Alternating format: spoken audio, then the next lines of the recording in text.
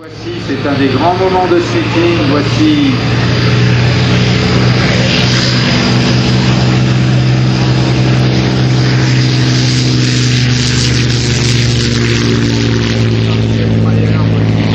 le seul Messerschmitt 109 en vol en Europe aujourd'hui.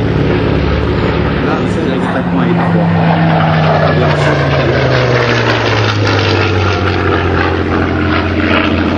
D'une certaine façon, cet avion, aujourd'hui, on peut s'approprier. Il est à nous, il est de notre histoire. Même si c'est l'histoire d'antagonisme féroce et de batailles monstrueuses entre les Français, les Allemands, les Anglais, il y a plus d'un demi-siècle de ça. Messerschmitt 109, il était piloté par des jeunes gens qui étaient des pilotes en tout point remarquables, à tel point que d'ailleurs, c'était tout simplement les plus grands pilotes de chasse de l'histoire. Les grands pilotes de chasse du côté allié étaient des jeunes gens qui finissaient la guerre avec 40-50 victoires.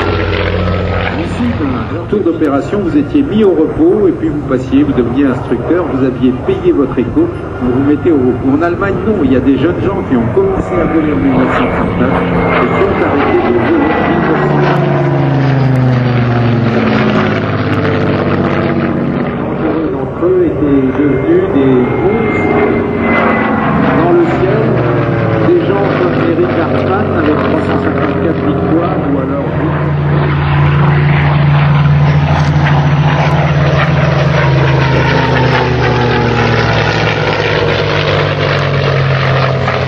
soit le moment léger, puis le moment d'une cruauté incroyable, d'une dureté incroyable.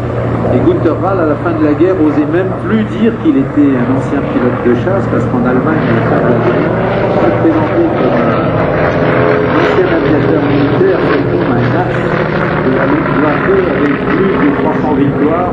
C'était quelque chose qui vous garantissait le atterrissage du Messerschmitt 109 par Wilhelm Mayer, l'avion le plus dur à piloter de toute l'histoire.